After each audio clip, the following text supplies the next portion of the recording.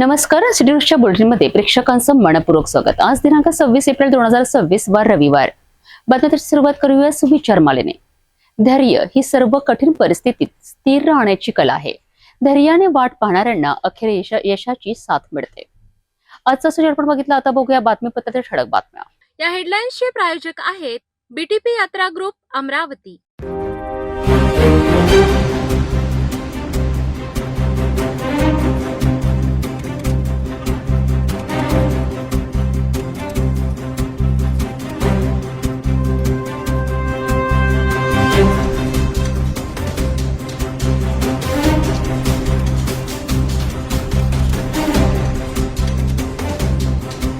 आपण ठळक बातम्या बघितल्या. आता घेऊ छोटासा ब्रेक. शादी और ब्याह की शुरुआत आराधना साड़ी के साथ. Aaradhana wholesale shopping mall L2 Bizland complex, Nandgaon Peth, Amravati, Jawahar road, Amravati. ब्रेकनंतर बघूया सविस्तर बातम्या. नांदगावपेठ पोलीस ठाण्याच्या हद्दीत काल रात्री साधारणतः 1:30 वाजताच्या सुमारास ही धक्कादायक घटना घडली आहे. संजय अडाडसे व्यवसाय आणि कारपेंटर यांच्यावर 4 जणांनी एकत्रितपणे हल्ला केल्याची माहिती समोर आली आहे. या हल्ल्यात संजय गंभीर जखमी झाले असून सुरुवातीला त्यांच्यावर अमरावती येथील रुग्णालयात उपचार सुरू होते. मात्र प्रकृती चिंताजनक असल्याने त्यांना तातडीने नागपूर येथे रेफर करण्यात आले, जिथे सध्या त्यांच्यावर उपचार सुरू आहेत. या प्रकरणात मुख्य आरोपी दादू असल्याचे समोर येत असून त्यांच्यावर यापूर्वीही अनेक गुन्हे दाखल असल्याची माहिती आहे. विशेष म्हणजे आरोपी आणि जखमी हे एकमेकांचे नातेवाईक असून जुन्या वादातूनच हा हल्ला झाल्याची चर्चा आहे. या घटनेनंतर नांदगावपेठ पोलिसांनी तत्काळ घटनास्थळी धाव घेतली आणि परिसरातील सीसीटीव्ही फुटेज तपासण्यास सुरुवात केली.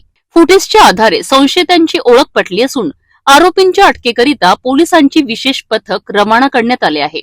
या प्रकरणातील भारतीय दंड संहितेच्या कलम 307 अंतर्गत गुन्हा दाखल करण्याची प्रक्रिया सुरू आहे. ठाणेदार दाहा तोंडे यांनी या घटनेची गंभीर दखल घेतली असून कोणताही आरोपी सुटणार नाही असा ठाम इशारा दिला आहे.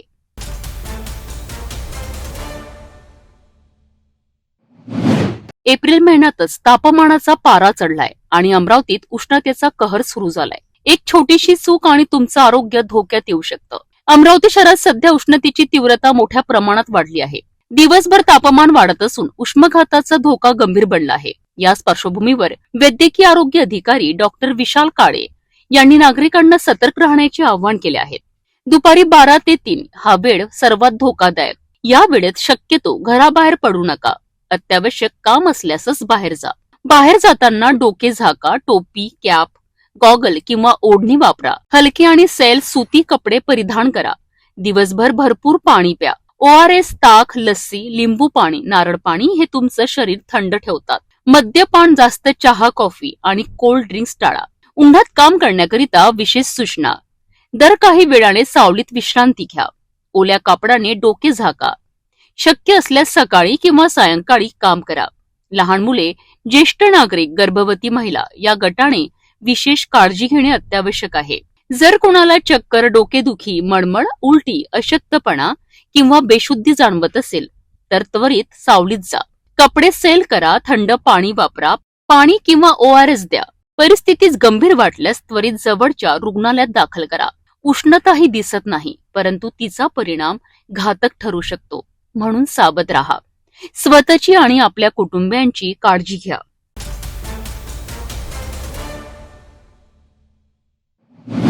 अमरावतीतील स्वर्गीय अनंत पंजाबराव देशमुख स्मृती जलतरण केंद्र येथे आयोजित विदर्भस्तरीय जलतरण स्पर्धेचे उद्घाटन रविवारी सकाळी उत्साहात पार पडलेत. या स्पर्धेचे उद्घाटन सहाय्यक आयुक्त वैशाली पाथरे यांच्या हस्ते दीप प्रज्वलन करून करण्यात आले. तर कार्यक्रमाच्या अध्यक्षस्थानी श्री शिवाजी शिक्षण संस्थेचे कोषाध्यक्ष दिलीप इंगोले होते. या कार्यक्रमाला उपाध्यक्ष अॅडव्होकेट गजानन पुणकर, क्रीडा अधिकारी वैशाली इंगडे, राजाभाऊ सुंदरकर, डॉक्टर अशोक घोगरे, अशोकराव अर्डक यांच्यासह अनेक मान्यवर उपस्थित होते. यावेळी मान्यवरांनी जलतरणाचे महत्त्व अधोरेखित करत खेळाडूंनी शिस्त, सातत्य आणि आत्मविश्वासाच्या बळावर यश संपादन करावे असे मार्गदर्शन केले. स्पर्धेत विदर्भातील विविध जिल्ह्यांमधनं मोठ्या संख्येने जलतरणपटूंनी सहभाग घेतला असून विविध वयोगटात स्पर्धा रंगणार आहेत. या कार्यक्रमात वैशाली पाथरे यांना मिळालेल्या महाराष्ट्र शासन पुरस्काराबद्दल तसेच शिवछत्रपती पुरस्कार विजेते मंगेश व्यवहारे आणि आंतरराष्ट्रीय प्रशिक्षक डॉक्टर योगेश निर्मळ यांचा सन्मान करण्यात आला। कार्यक्रमाचे प्रास्ताविक डॉक्टर सुभाष गावंडे यांनी केले तर सूत्रसंचालन संदीप इंगोले यांनी केलेत। विशेष म्हणजे तेजस्विनी मोहोड आणि समर प्रताप देशमुख या स्पेशल चाइल्डच्या हस्ते स्पर्धेला सुरुवात करण्यात आली, ज्यामुळे कार्यक्रम अधिक प्रेरणादायी ठरलाय।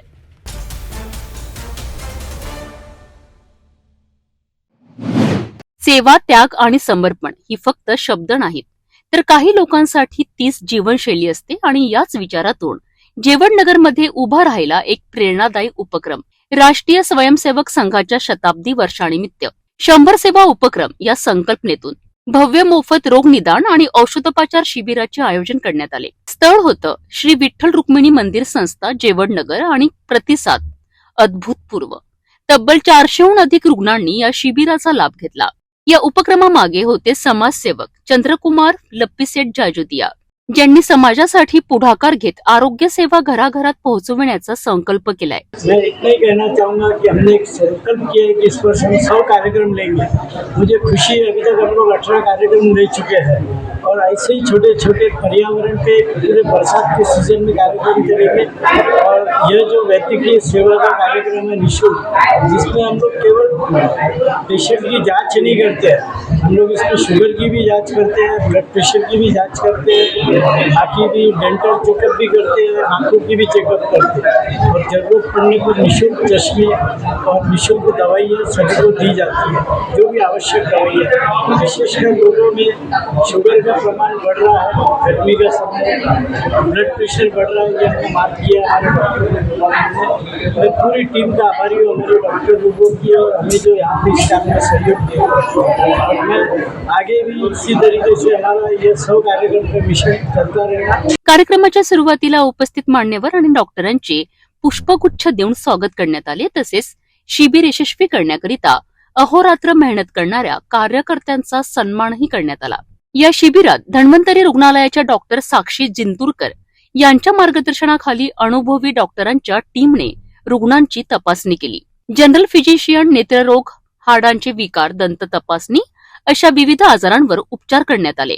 इतकंच नाही तर ब्लड शुगर, ब्लड प्रेशर आणि हिमोग्लोबिन तपासणी देखील मोफत करण्यात आली।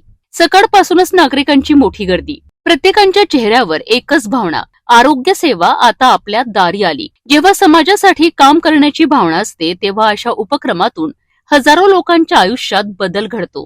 काम किया था निःशुल्क, वहाँ पर सेवा, चाहे ब्लड हो, शुगर हो, गोलियां हो, कम से कम लोग यहाँ पर आए, अपना चेकअप करें, जो बीमारी बड़ी भी हो तो उसका भी इलाज यहाँ पर किया जाएगा निःशुल्क। ऐसा सेवा यहाँ पर हमारे आदरणीय समाज सेवक लोकप्रिय हमारे श्रीमान चंद्र कुमार लप्पीसेठ जाजोदिया की ओर से यह सुंदर आयोजन हुआ है, इसलिए हम उनको धन्यवाद भी दे रहे हैं। विशेष करके कल भी बहुत बड़ी रैली है, आप सबको आना है गो माता के सम्मान के लिए। उसमें भी भैया ने पंढरपुर से विशेष रथ बुलाया है, उस रथ का माध्यम से वह रैली निकलेगी, इरविन चौक से कलेक्टर ऑफिस तक पूरे महाराष्ट्र में होगा। और उसके उपलक्ष्य में अलग अलग जगह पर हिंदू सम्मेलन के माध्यम से लोगों को अच्छी बातों का प्रचार, बच्चों को अच्छे संस्कार, गो माता से लेकर पर्यावरण से लेकर सबका कल्याण हो, इस भावना से 108 भागवत कथा का भी आयोजन कर रहे हैं। लगभग 2 साल से 108 कथा का आयोजन संपन्न हो रहा है। उसमें लगभग 75 कथाएं एकदम अच्छे से पूर्ण हुई है। तो आप सभी का सहयोग और चाहते हैं, आपकी भी आसपास में ऐसा कार्यक्रम आप अगर लेना चाहते हैं तो कृपया हमसे, भैया से आप संपर्क ले सकते हैं और ऐसा कार्यक्रम अवश्य अरेंज करेंगे।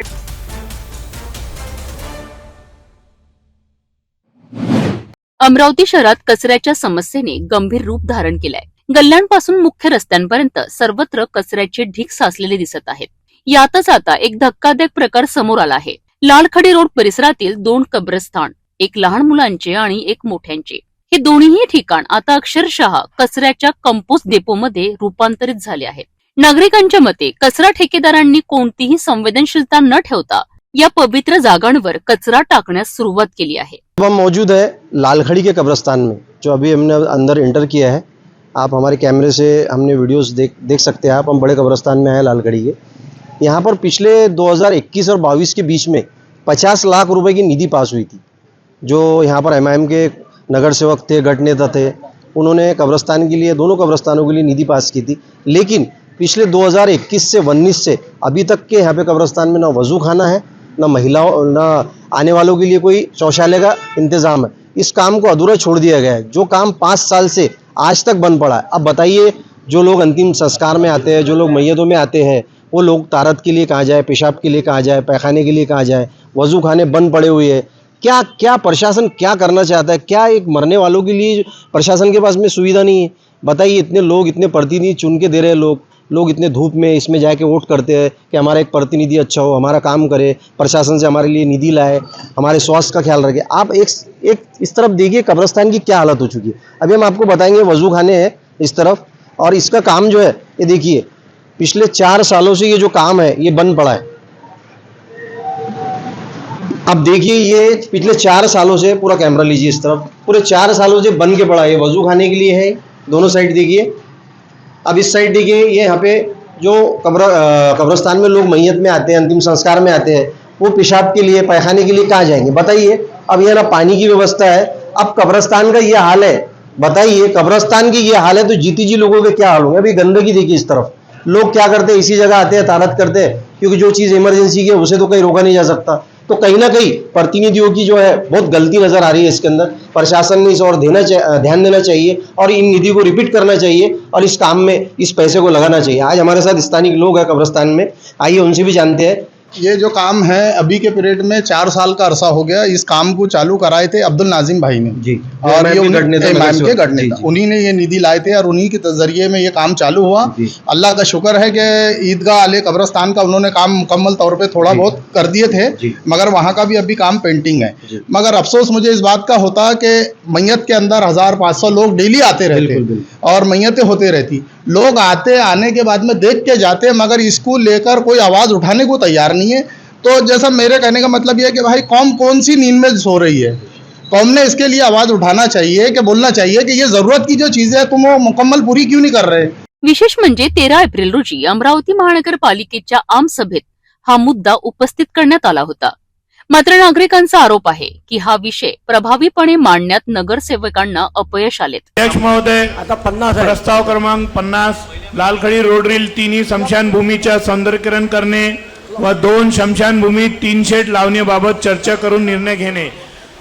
मेरे प्रस्ताव का विषय यह है कि मैं जिस क्षेत्र से आता हूं वहां पर 3 कब्रिस्तान है, 3 शमशान भूमि है, लेकिन उसका कोई सुंदरीकरण नहीं हुआ है अब तक। बाहर का इतना बड़ा हिस्सा है जहां पर इन कोणार्क वालों ने बिचारों ने उसको कंपोस्ट डेपो जैसा बना दिया है। कब्रिस्तान की दीवार को लगकर पूरा कचरा फेंका जाता है। तो मेरी आपसे रिक्वेस्ट है सभापति महोदय कि एक बहुत बड़ा हिस्सा है जहां आप गार्डन बना सकते हैं, तो वहां उसका सौंदर्यीकरण भी किया जा सकता है। लालखडी परिसरातील मतदार आता संतप्त झाले असून ते आपल्या निवडून दिलेल्या नगरसेवकांवर थेट प्रश्न उपस्थित करीत आहेत। घरात टीव्हीवर आमसभा बघितल्यानंतर आमसभामध्ये जाऊन नगरसेवक नेमके काय करतात असा सवाल नागरिकांनी उपस्थित केला आहे। जर लवकरात लवकर या ठिकाणची साफसफाई करण्यात आली नाही तर नगरसेवकांचा घेराव करण्याचा इशारा नागरिकांनी दिला आहे। आप देख सकते हैं अभी हम मौजूद हैं प्रभाग क्रमांक 4 और प्रभाग क्रमांक 16 के बीच में, जो लालखड़ी की ओर जाता है। अभी हम ब्रिज के ऊपर मौजूद है और इस रास्ते से 2 कब्रिस्तान लगते हैं। एक कब्रिस्तान जो है बड़ों का है और दूसरा जो कब्रिस्तान आप इस तरफ देखेंगे वो बच्चों का है। प्रशासन ने ऐसी आंखें बंद कर ली है कि जीते जी तो लोगों को कचरे के दलदल में डाल चुके हैं, लेकिन जो मर चुके हैं उनकी भी आत्मा को शांति नहीं होने देते। क्योंकि कचरा जो कचरा पूरा शहर से लेकर गली तक, गली से लेकर मोहल्ले तक, ये तो ठीक था, कचरे के ऊपर हम जो न्यूज़ें बना रहे हैं, लेकिन ये कचरे का आज कब्रिस्तान तक के भी इनका काम आ चुका है। देखिए अब हमारे कैमरे में देखिए इस तरफ, ये है बड़ा कब्रिस्तान, जो लालखड़ी का बड़ा रोड है। ये देखिए इसकी हालत देखिए, कब्रिस्तान की दीवार है ये। और इस तरफ मेरे राइट साइड में देखिए आप, ये कब्रिस्तान जो है बच्चों का कब्रिस्तान है। लीजिए उस तरफ भी गंदगी का आलम आप देख सकते हैं। ये नाला है, ये देख सकते हैं आप, ये नाला है और ये कब्रिस्तान की जो है दीवार से सटे पूरा कचरा जो है यहाँ पर पड़ा हुआ है। क्या प्रशासन की आंख इस तरफ नहीं खुलती है? क्या उन ठेकेदारों को थोड़ी सी भी शर्म हया नहीं है कि एक मरने वाले लोग, जहाँ पर से लोग बाहर से लोग आते हैं, मैयत में आते हैं, किसी के अंतिम संस्कार में आते हैं, वो देख कर जाते हैं तो अमरावती शहर की और अमरावती जिले की बदनामी होती है कि कचरे का ढिगार, कचरे का कंपोज पूरे एरिया को बना चुके हैं ये लोग। इनकी आंखें कब खुलेंगी? आज हमारे साथ स्थानिक लोग हैं, कब्रिस्तान तक को भी कचरे के ठेकेदारों ने नहीं छोड़ा। अरे कम से कम नहीं जीते जी लोगों को, मरने वालों को कब्रिस्तान के पास के तो भी कचरा उठाना चाहिए। आज गंदगी का इधर साम्राज्य बन चुका है, आप देख सकते हैं। इधर से चलना फिरना मुहाल हो गया है। कई महिलाएं इधर से आती है, कई लोग इधर से आवाजावी करते हैं। ये प्रभाग क्रमांक 4 और प्रभाग क्रमांक 16 को मिलता हुआ रास्ता है। हमारे साथ स्थानिक लोग हैं कुछ, आइए उनसे जानेंगे इस कब्रिस्तान के, इस रोड के बारे में। आपने 4 नगर सेवकों को चुन के लाके दिया, क्या क्या क्या कर रहे हो प्रभाग में? प्रभाग में तो कुछ काम हो रहा ही नहीं। अच्छा। और रही बात ये कब्रिस्तान है, ये सबको समझने होना और नगर सेवकों को भी समझने होना कि यहाँ पर कचरे इनके खुद के गाड़ियाँ लाके डालते हैं यहाँ पर। तो आपने क्या मनपा प्रशासन से कंप्लेंट? बहुत कंप्लेंट की हमने, इसके बारे में आंदोलन भी करे थे। एक बार अलीम पटेल सर के ग्रुप के लोगों ने भी आंदोलन करे, उन्होंने भी मीडिया के जरिए से और महानगर पालिका को भी कंप्लेंट वगैरह करे, लेकिन इसके ऊपर में कोई एक्शन उन्होंने लिए नहीं। इसको गंदगी का माहौल, पूरा कंपोस्ट डेपो, छोटा मिनी कंपोस्ट डेपो बना दिए इसको। आप देख सकते हैं यहाँ के जो स्थानिक नागरिक है वो कहना चाहते हैं कि ये कंपोस्ट डेपो बन चुका है। जीते जी लोगों को तो नहीं छोड़ा जा रहा है, लेकिन जो मर चुके हैं उनको भी बख्शा नहीं जा रहा है कचरे के ठेकेदारों की और मनपा की तरफ से। आज हमारे साथ में समाज सेवक, हमारे रुग्ण सेवक नसीम साहब भी है, जो बड़ी धूप में मशक्कत के साथ में यहाँ पर आए हुए। आइए इनसे जानते हैं उनकी क्या प्रतिक्रिया है।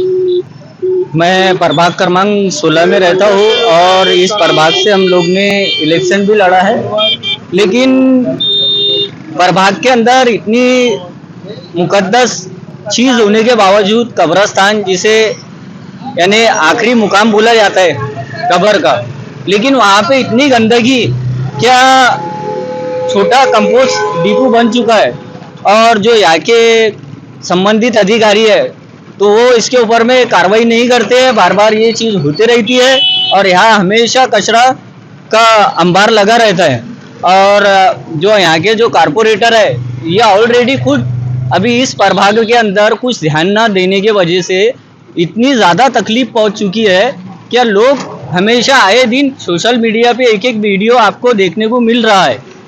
तो हमारी विनती है कि आप अगर जनप्रतिनिधि बने हैं तो आपने अधिकारियों के ऊपर में प्रेशर लाना चाहिए और काम करना चाहिए। गढ़ नेता का प्रभाग है, गढ़ नेता वो जो सिर्फ चेंबर के अंदर बैठ रहे हैं और आम सभा के अंदर चिल्ला रहे हैं। चिल्लाने से फायदा नहीं है। अगर आपको काम करना है प्रैक्टिकली, जमीन पे अधिकारियों को लेके ये काम को अंजाम देना चाहिए। और यहाँ पे अगर कोई कचरा डालता है उसके ऊपर में फाइन करना चाहिए, मुझे ऐसा लगता है। और रहा कब्रिस्तान के अंदर भी इतनी लापरवाही है यहाँ का जो ट्रस्ट है, तो ये ट्रस्ट बार बार, इसके पहले दोनों कब्रिस्तान के अंदर अंतिम विधि जो यानी कोरोना काल के अंदर 50 लाख रुपए का फंड मिला था, लेकिन दोनों कब्रिस्तान के अंदर उसके लिए वजू खाने के लिए, बाथरूम के लिए निधि का प्रावधान हुआ, लेकिन उसका काम पूरी तरीके से मुकम्मल नहीं हुआ। 50 लाख रुपए की निधि आने के बाद में वो निधि को वापरा नहीं गया कब्रिस्तान? नहीं, उसके ऊपर में कोई टाइल्स नहीं लगी। आप जाके खुद वहाँ पे दौरा कीजिए। उस वक्त कौन थे आपके कारपोरेटर, कौन थे? हमारे प्रभाग क्रमांक में गढ़ नेता अब्दुल नाजिम साहब थे, एमआईएम के। हाँ, अच्छा, उन्होंने ही प्रयास किया था। और हालांकि कोविड काल की निधि थी। मेरा ऐसा बोलना है कि भाई कब्रिस्तान है, यहाँ पे राजकारण ना करते हुए सिर्फ ये देखे कि भाई ये मुकद्दस चीज है और इसके ऊपर में काम करना चाहिए। बिल्कुल सही है, शहर खामोशी है ये अंतिम स्थान है इंसान का। और कहीं ना कहीं प्रशासन ने जागना चाहिए कि कम से कम जीती जी लोगों को आप नहीं उनका स्वास्थ्य का ख्याल रख रहे, तो कम से कम जो मर चुके हैं, जो इस दुनिया से जा चुके हैं, कम से कम उनकी दीवारों के पास का तो कचरा उठाया जाए। अब स्थिति देखिए, झाड़ फूस, जो आप देखिए, कैमरा उस तरफ लीजिए, कब्रिस्तान के अंदर कितने बड़े बड़े झाड़ हो चुके हैं। कहीं ना कहीं ये कोणार्क कंपनी की लापरवाही है, प्रशासन ने इसके ऊपर कार्रवाई करना चाहिए। आज हमारे साथ में अखिल भाई है, जो माजी नगर सेवक है एमआईएम के, इसके पहले नगर सेवक रह चुके हैं। इस बार भी उन्होंने इलेक्शन लड़ा है, कुछ ही वोटों से गिर चुके हैं। आइए जानते हैं इनकी क्या प्रतिक्रिया है। क्या आपने भी मुझसे कहा कि भाई अगर से ये कचरा नहीं उठता तो हम आंदोलन करेंगे, और श्री चंद तेजवानी जो अच्छे महापौर है, आपने उन तक शिकायत ले जानी चाहिए, उन्होंने अभी पहल की है कचरे को उठाने की। ऐसा कोई दिन नहीं है अफसर भैया के जो कंप्लेंट जाती नहीं। बाकी जो अपने भी जो कारपोरेटर जो हाईवे है अभी चुनकर फिलहाल, इनका ने अगर एक छोटी नाली के भी लिए जाओ तो ये क्या बोलते हैं, लेटर लिख लेंगे। लेटर लिखने का काम नहीं है भैया, खुद का अपना पावर रहता हो। ये साफ सफाई का ये तो मुद्दा बहुत ही खतरनाक है ना, ये तो आपके सामने दिख रहा। तो कहीं ना कहीं प्रशासन की लापरवाही तो देखी जा रही है, लेकिन जो प्रतिनिधि चुनकर आए हुए हैं आप उनसे मिलने के बाद में उनका उत्तर जो था वो सही नहीं रहता है। नहीं, बिल्कुल भी नहीं, बिल्कुल सही नहीं रहता। उनका तो एक ही चलता है कि बस लेटर लिखेंगे, पब्लिक के लिए नहीं लड़ रहे, वो खुद की पेमेंट के लिए लड़ा जा रहा अभी। तो कहीं ना कहीं जनता भी त्रस्त है, जनता भी परेशान है इस मुद्दों को लेकर। अभी तो बहुत सारे मुद्दे बाकी है प्रभाग के अंदर, अभी तो कचरे का मसला ही सॉल्व नहीं हुआ है। पूरे गंदगी का माहौल बन चुका है पूरे शहर को कंपोस्ट डिपो में। अभी तो कब्रस्तान जिस वक्त जहां हम अभी ग्राउंड रिपोर्टिंग कर रहे हैं वो कब्रस्तान तो मिनी कंपोस्ट डिपो बन चुका है। प्रशासन ने जागना चाहिए, इनमें अगर थोड़ी सी भी शर्म है तो इस तरफ का हाल ही और फिलहाल ही में कचरा उठाना चाहिए। कैमरा पर्सन साकिब के साथ मैं अफसर शेख, सिटी न्यूज अमरावती।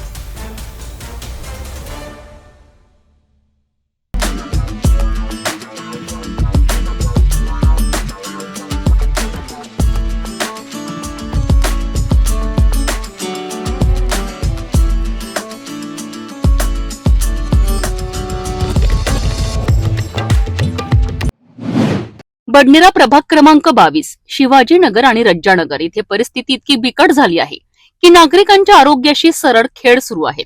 शिवाजीनगरमधील सार्वजनिक शौचालयाजवळ गेल्यावर दुर्गंधी इतकी असह्य होती की काही सेकंद उभं राहणंही कठीण। 2 महिन्यांपूर्वी मनपाने सेफ्टी टँक साफ करण्याकरिता झाकण फोडलं, परंतु टँक साफच केला नाही। परिणाम काय? उघडा टँक, घाण, दुर्गंधी, डास आणि माशांचं साम्राज्य। पावसाळ्यात हीच घाण अळ्यांच्या रुपयाने थेट घरात घुसते। लहान मुलं, वृद्ध सगळ्यांच्या जीवाशी खेळ सुरू आहे। नागरिकांनी तक्रारी केल्यात, परंतु प्रशासन फक्त आश्वासन देण्यात व्यस्त। आता संतप्त नागरिकांची मागणी काय? हे शौचालय पाडा आणि तिथे अंगणवाडी, अभ्यासिका किंवा समाजासाठी उपयोगी इमारत उभारा। मी शिवाजीनगर मध्ये सुनीता भोयर बोलतो।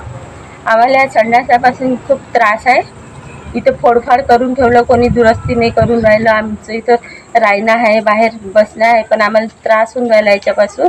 माझी हेच विनंती आहे की बा सर्वांना इथं प्रत्येकाच्या घरी तर टॉयलेट आहे, पण ज्यांच्या घरी नाही आहे 2-3 घरी त्यांना तुम्ही संडास देऊन द्या आणि हे बंद करू द्या। इथं काही पण बनवलं तरी चालेल आम्हाला। त्या संडासापासून आता एवढं काही म्हणजे गरज नाही आहे नसली तरी, कारण 5-6 घरी संडास नाही आहे फक्त, तर त्या घरी देऊन द्यावं आणि म्हणजे त्या घरी शासनाने द्यावं अशी आपली मागणी आहे। तर ज्या घरी नाही आहे त्या घरी शासनाने त्यांच्या घरी देऊन द्या आणि हा तोडून टाका संडास, कारण इथं याच्यापासून बिमाऱ्या हे होणे आणि लहान लहान मुलं येतात म्हणजे राहतात इथे एरियामध्ये आणि एवढी काही गरज नाही, त्यामुळे काढून टाकला तरी चालते आणि तिथून शासनाने काहीतरी लय त्रास आहे आम्हाला। संडास धुवायला येत नाही आणि पाणी तर केव्हाच बंद झालेलं आहे आणि त्याच्यानं आम्हाला कसा त्रासही होऊन गेला। बरसातीत तर लयच त्रास होते, पाणी नाही राहत, काही नाही राहत। 4-5 घरासाठी संडास आहे, ते संडास तोडून आम्हाला नवीन संडास दिला तर लय चांगलं होते।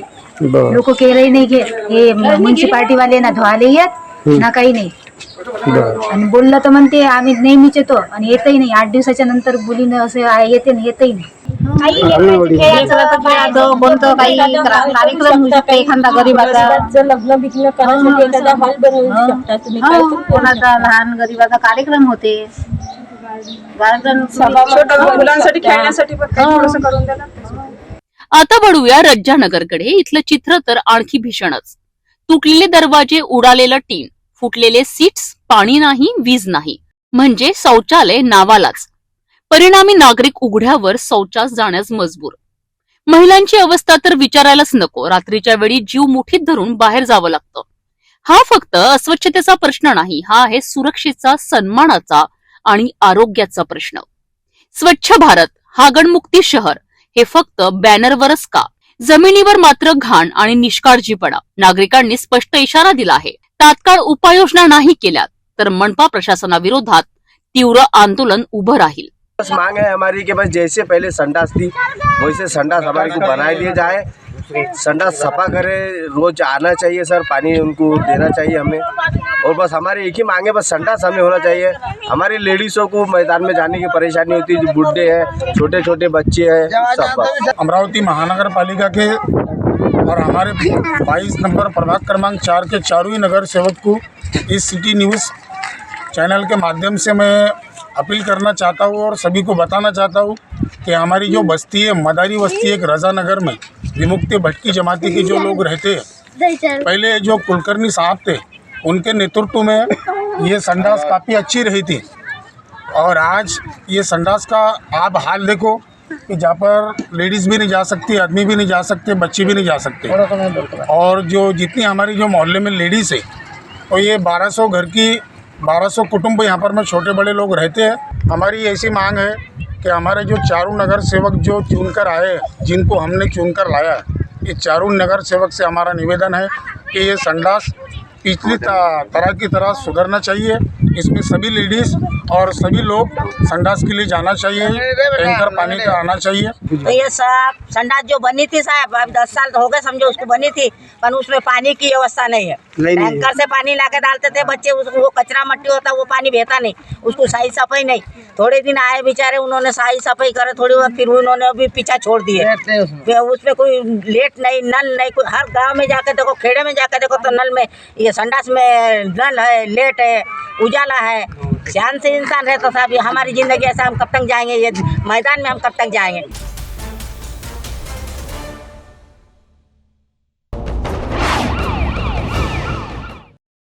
ही घटना धामणगाव रेल्वे येथील आदित्य विहार 2 परिसरात उघडकीस आली आहे। येथील भबुतकर यांच्या शेतातील विहिरीमध्ये एका इसमाचा मृतदेह आढळून आला। मृत व्यक्तीची ओळख अनिल वानखडे, वय अंदाजे 54 वर्ष, राहणार पॉलिटेक्निक कॉलेज जवळ धामणगाव रेल्वे अशी करण्यात आली आहे।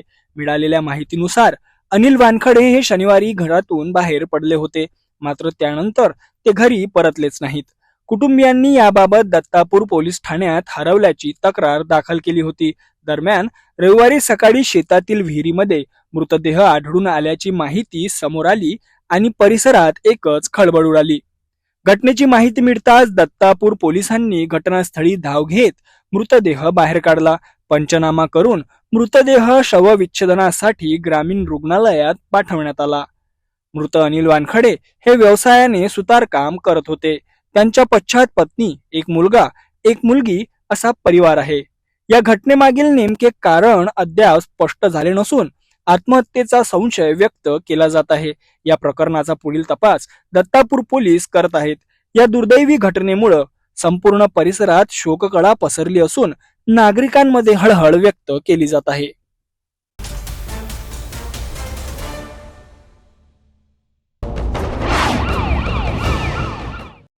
25 एप्रिल रोजी रात्री सुमारे 11 वाजताच्या दरम्यान वरुड येथील ताज प्लास्टिक फॅक्टरीत अचानक भीषण आग लागली। काही क्षणातच आगीनं विकराळ रूप धारण केल्यानं परिसरात भीतीचं वातावरण निर्माण झालं। घटनेची माहिती मिळताच वरुड नगरपालिकेच्या अग्निशमन दलानं तात्काळ घटनास्थळी धाव घेतली, मात्र आगीची तीव्रता लक्षात घेता शेंदुरजना घाट, नरखेड, अचलपूर आणि पांढुर्णा येथील अग्निशमन गाड्यांनाही पाचारण करण्यात आलं। अनेक नगरपालिकांच्या अग्निशमक दलाच्या संयुक्त प्रयत्नातून तब्बल 7 तासांच्या अथक प्रयत्नानंतर ही आग पूर्णपणे आटोक्यात आणण्यात यश आणलं। सुदैवानं या भीषण आगीत कोणतीही जीवितहानी किंवा जखमी झाल्याची घटना घडली नाही, ही मोठी दिलासादायक बाब आहे।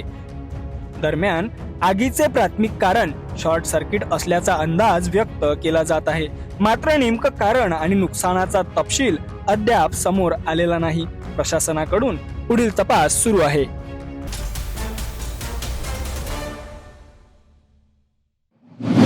एका क्षणात शेतकऱ्यांचं स्वप्न जळून खाक झालंय।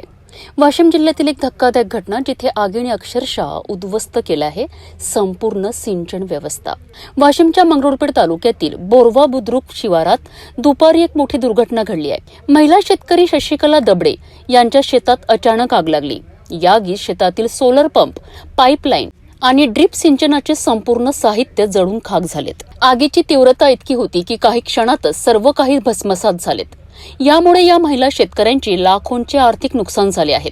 खरीप हंगाम तोंडावर असताना सिंचनाची संपूर्ण व्यवस्था नष्ट झाल्याने मोठा प्रश्न उभा राहिला आहे। पीडित शेतकरी शशिकला दबडे यांनी शासनाकडे मदतीची याचना केली आहे। आगीत जळलेल्या साहित्याची तात्काळ नुकसान भरपाई द्यावी अशी मागणी त्यांनी केली आहे। शेतकरी आधीच संकटात आणि अशा दुर्घटना त्यात भर टाकतात। आता प्रश्न एकच, या शेतकऱ्याला वेळेवर मदत मिळणार का?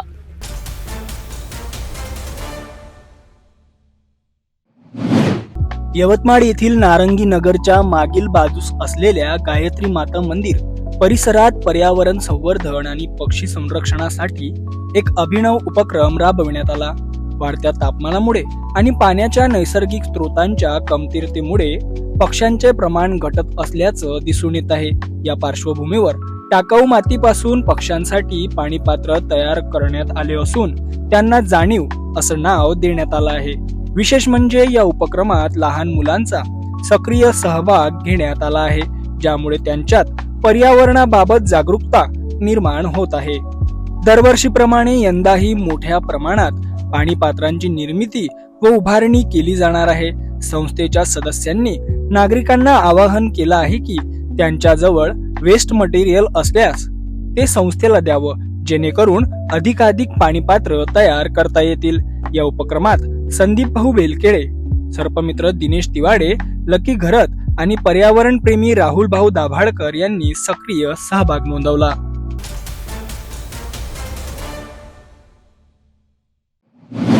भंडारा जिल्ह्यातील पवनी तालुक्यातील अड्याळ ग्रामपंचायतीच्या पोटनिवडणुकीच्या पार्श्वभूमीवर गावातील राजकारण चांगलंच पेटलंय. उपसरपंच शंकर मानापुरे यांनी विद्यमान सरपंचांवर थेट भ्रष्टाचाराचे गंभीर आरोप करत राजकीय वातावरण ढवळून काढलं आहे. मानापुरे यांच्या मते सरपंचांना गावाच्या विकासापेक्षा ठेकेदारीत अधिक रस असून अनेक विकास कामे रखडली आहेत. इतकंच नाही तर अड्याळ गावाला नगर पंचायतीचा दर्जा मिळण्याच्या प्रस्तावालाही सरपंचांनी विरोध केला. यामागे आर्थिक फायद्याची भीती असल्याचा आरोपही त्यांनी केला आहे. या वादातून सरपंच गटातील 4 सदस्यांना अपात्र ठरवण्यात आल्याचा गंभीर आरोपही समोर आला आहे. सदस्य अपात्र झाल्यानंतर सरपंचांनी जल्लोष केला आणि महिला सदस्यांबाबत आक्षेपार्ह वक्तव्य केल्याची टीकाही मानापुरे यांनी केली आहे. महिलांचा सन्मान न करणारी व्यक्ती गावाचं नेतृत्व करण्यास योग्य आहे का, असा सवाल उपस्थित करत त्यांनी मतदारांना विचार करण्याचं आवाहन केलंय. दरम्यान येत्या मंगळवारी होणाऱ्या मतदानासाठी प्रशासनाने तयारी पूर्ण केली असून अड्याळमधील ही निवडणूक आता अत्यंत चुरशीची ठरणार असल्याचं चित्र दिसत आहे. तो उद्देश म्हणजे मी उपसरपंच असताना मी जे काही महत्त्वाचे निर्णय घेण्यासाठी त्यांना भाग पाडले होते, जसं अड्याळला आपल्याला ग्रामपंचायत कमी करून नगरपंचायतचा दर्जा मिळवून देण्यात यावा, यासाठी मी बहुमताने ठराव पारित केलेला होता आणि त्यामुळे त्यांचा पद धोक्यात येऊन त्यांची रोजीरोटी किंवा त्यांचा कमाईचं साधन बंद होणार होता. त्यामुळे त्यांनी या गोष्टीचा विरोध केला आणि माझे 4 सदस्य अपात्र गेले. 4 सदस्य अपात्र झाल्यानंतर ते तिथेच थांबले नाही, तर त्यांनी 4 सदस्य अपात्र झाल्यामुळे त्यांनी विजय दिवस म्हणून केक कापून महिलांना अपशब्द वापरले. आपणा सर्वांना माहीतच आहे, 2 तलंगा आणि 2 कोंबळे अशा पद्धतीचे त्यांनी शब्द वापरले आहेत. खरंच अशा पद्धतीचे वाक्य करणारा व्यक्ती, गावाचा प्रथम नागरिक, खरंच महिलांचा मान सन्मान करू शकतो का हे आपणा सर्वांना माहीत आहे.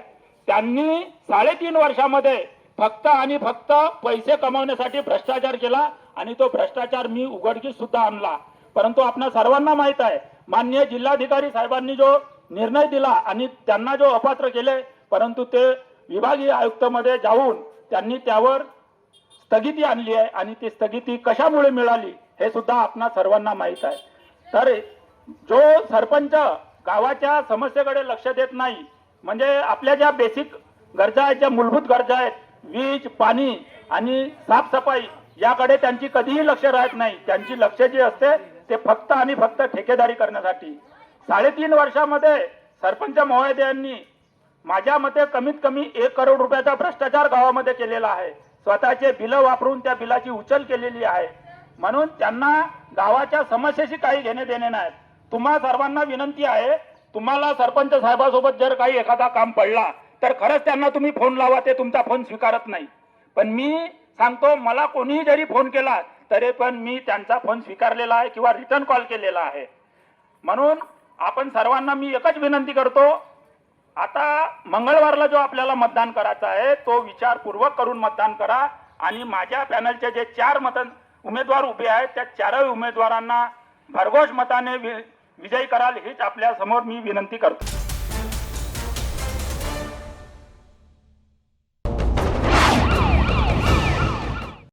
छत्रपती संभाजीनगर जिल्ह्यातील गंगापूर तालुक्यातील ढोरेगाव येथे शुक्रवारी रात्री ही गंभीर घटना घडली.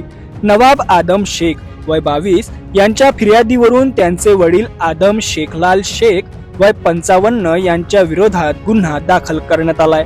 मिळालेल्या माहितीनुसार आरोपी आदम शेख हे दारूच्या नशेत घरी आले आणि घरात शिवीगाळ करू लागले. यावेळी मुलगा नवाब शेख यांनी त्यांना थांबवण्याचा प्रयत्न केला, मात्र यामुळे संतापलेल्या आरोपीने चुलीजवळील फुकणी उचलून थेट मुलाच्या डोक्यावर प्रहार केला. या हल्ल्यात नवाब यांच्या डोक्याला गंभीर दुखापत झाली असून त्यांना 6 टाके घालावे लागले.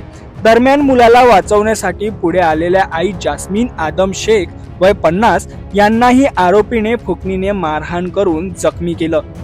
जखमी आई आणि मुलाला तातडीनं गंगापूर येथील उपजिल्हा रुग्णालयात दाखल करण्यात आलं असून त्यांच्यावर उपचार सुरू आहेत. या प्रकारामुळे परिसरात भीतीचं वातावरण निर्माण झालं असून या प्रकरणाचा पुढील तपास बीट जमादार मनोज घोडके करीत आहेत.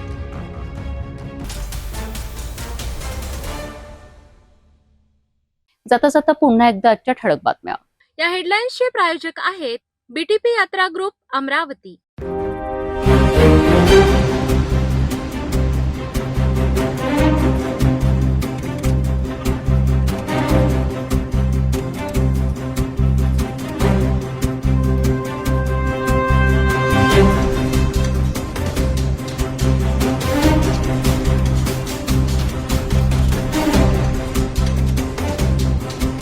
आपण आता सिटी न्यूज चॅनल आपल्या टीव्हीवरही बघू शकता. यामध्ये next channel 117, Jio channel 872, GTPL channel 73, Fastway channel 256 वर बघू शकाल. आता अमरावती जिल्ह्यानंतर विदर्भ आणि महाराष्ट्राचे दर्शक घर बसल्या आपल्या केबल टीव्हीवर सिटी न्यूज बातमी पाहू शकाल. यामध्ये Chhatrapati Sambhajinagar NST setup box number 14, Yavatmal setup box number 12, Washim setup box number 26, Nanded setup box number 17, Mahur setup box number 7, Akola RC setup box number 899 वर बघू शकाल. लवकरच आम्ही आपल्यापर्यंत पोहोचणार आहोत. जर आपल्या टीव्हीवर सिटी न्यूज दिसत नसेल तर आपण आपल्या केबल ऑपरेटर संपर्क करावा. आपण सिटी न्यूज केबलच्या व्यतिरिक्त युट्यूब, फेसबुक, इंस्टाग्राम आणि ट्विटरवर बघू शकता. याकरिता सोशल मीडिया अकाउंट सबस्क्राईब करा, फॉलो करा, लाईक करा. युट्यूब अकाउंट सबस्क्राईब करण्याकरिता सबस्क्राईब बटनाला क्लिक करा आणि बेल आयकॉन दाबायला विसरू नका, कारण सतत समाचार आपल्यापर्यंत पोहोचणार आहेत. तसेच सिटीचे फेसबुक पेज लाईक करा, इंस्टाग्राम आणि ट्विटर हँडल फॉलो करा. आपण व्हॉट्सअपवर सुद्धा सूचना देऊन न्यूज प्राप्त करू शकता. व्हॉट्सअप नंबर स्क्रीनवर येत आहे. हे बातमीपत्र त्यावरच थांबूया. पुन्हा भेटू नवीन घडामोडींसोबत. आपण बघत राहा फक्त सिटी न्यूज. हर खबर पर पैनी नजर, हर मुद्दे पर सटीक वार, यही है सिटी न्यूज की पहचान. जहाँ सच्चाई की आवाज दबाई जाती है, वहाँ सिटी न्यूज उठाता है सवाल. हर स्क्रीन पर, हर प्लेटफॉर्म पर हमारी मौजूदगी बोलती है.